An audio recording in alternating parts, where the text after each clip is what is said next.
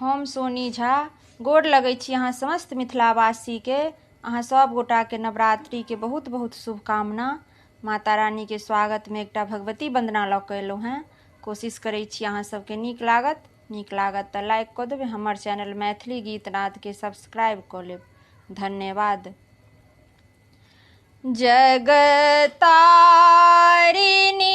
रुद्र भामिनी सकल दुख नासिनी है मैया चमके हाथ त्रिशूल थी कहूँ विषवाहिनी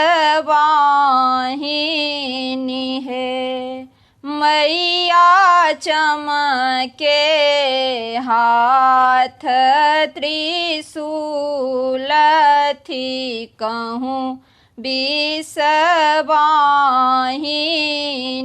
है ममता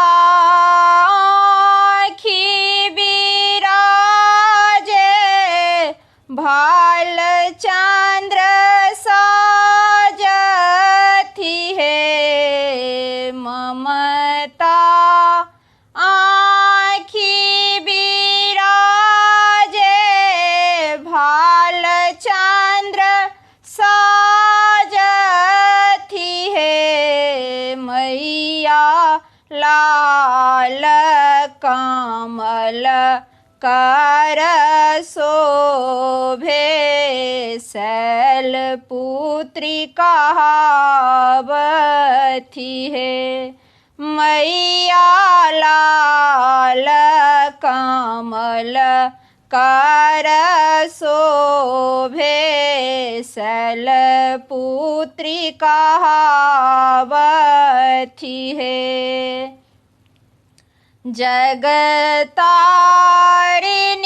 रुद्र भामिनी सकल दुख नासिनी है मैया चमके हाथ त्रिशूल थी कहूँ विषवाहिनी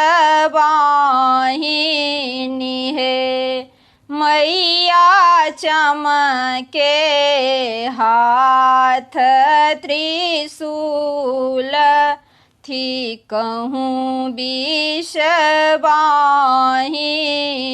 है शक्ति के रूप पहिलई सकल जग जानती है शक्ति के रूप पहिलई सकल जग जानती है मैया तेज भरल मुख मंडल दुष्ट विनाशती है मैया तेज भरल मुख मंडल दुष्ट विनाशती है जगतारिणी रुद्र भामिनी सकल दुख नासिनी है मैया चमके हाथ त्रिशूल थी कहूँ विषवाहिनी है मैया चमके हाथ त्रिशूल थी कहूँ विषवाहिनी है सेवक महिमा गावथी गावी सुनावथी है से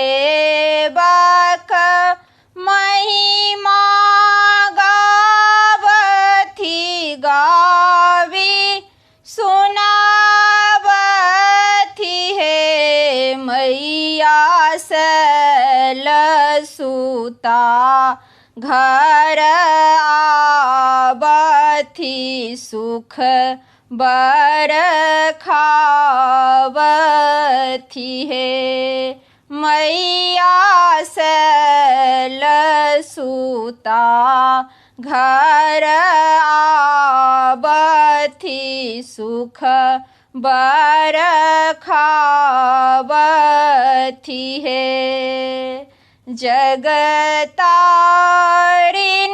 रुद्र भामिनी सकल दुख नासिनी हे मैया चमके हाथ त्रिशूल थी कहूँ विषवाहिनी हे मैया चमके हाथ त्रिशूल थी कहूँ विषवाहिनी।